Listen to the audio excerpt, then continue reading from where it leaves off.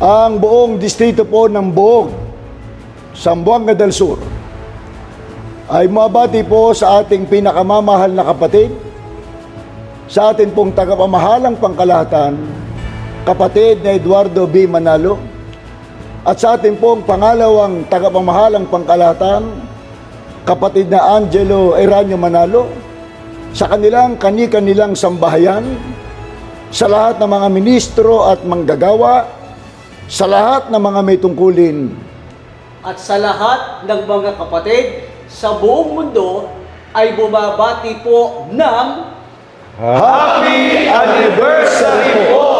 Happy anniversary po!